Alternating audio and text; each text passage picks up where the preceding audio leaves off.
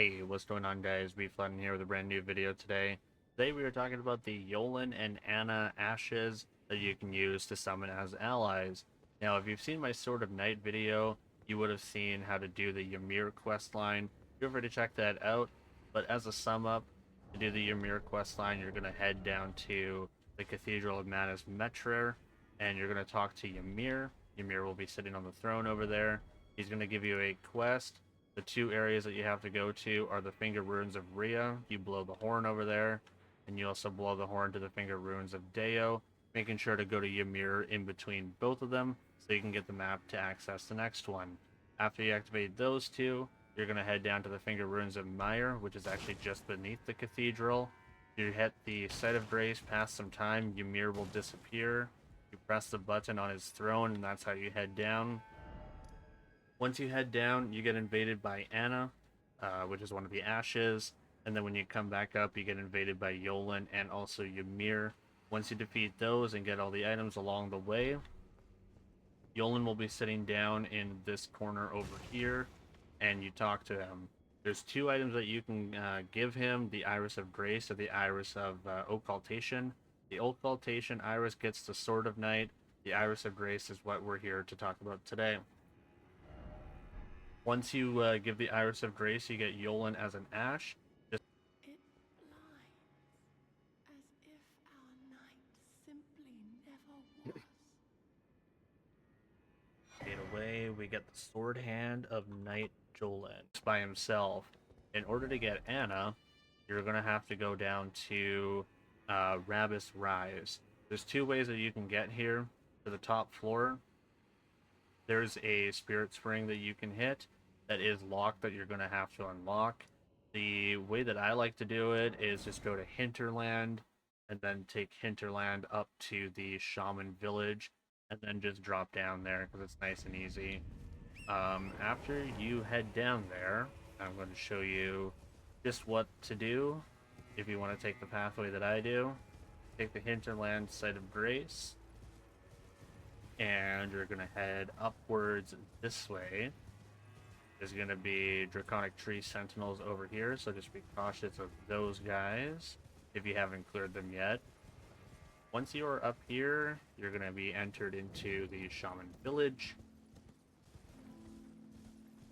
And from the very back of Shaman Village, you're going to see this little drop-down area here. Once you head down there, you're going to make your slow descent down to Rabus Rise. You can use the horse, or you can use yourself. The horse will give you the double jump potential in case you need a get out of jail free card. The very last drop down to Rabus Rise is where I like to get off the horse. Sometimes it launches you off, and that's not a good idea. And from here, you can just drop down to Rabus Rise, and this is where you see Anna. Now this is the Anna puppet. Once you interact with it, this is where you can either place or remove Anna. Jump off, and we'll be at the top of Rabus Rise, where we talk to this thing. Usher Anna into Sword Hand of Night Jolan Spirit Ashes.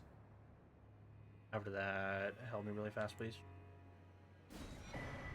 And now you get combined ashes, Jolan and Anna.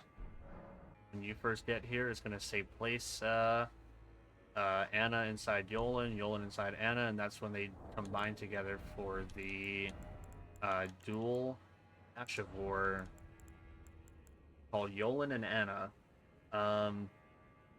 Jolan and Anna have a 144 FP cost, and here's why. There's two of them, and they both do bleed buildups because Anna uses her weapon when she invades you. Those are the Claws of Night, and Jolan uses the Sword of Night. Now, there are pros and cons to them. I did actually make a little test on them against Godfrey. Now, keep in mind that this is a New Game Plus 3, so damage numbers might be a little skewed, but I noticed that their damage is super duper low. However, their pros is that there's two of them, but that can also, depending on the player, could actually be a hindrance as well because it could screw up bosses' movesets, and that's not great either. But If you're looking for some assistance, these two, having two summons instead of one is actually really good. And yeah, they both do bleed build up as well, so that's also really huge. Their damage initial, like I mentioned, is really, really low. I noticed it was under 100 damage per hit, but once they do a bleed stack, on New Game Plus 3, it swung for about 1500 damage. So if you're doing bleed build up and they're both doing bleed build up, a lot of bleed potential to be had there. So these guys, I would put at a mid to a little bit of above average in terms of summons, with Mimic Tier still coming out on top. There are some tank ashes that are actually really good too, but in terms of damage, these guys are really good on a solid bleed buildup.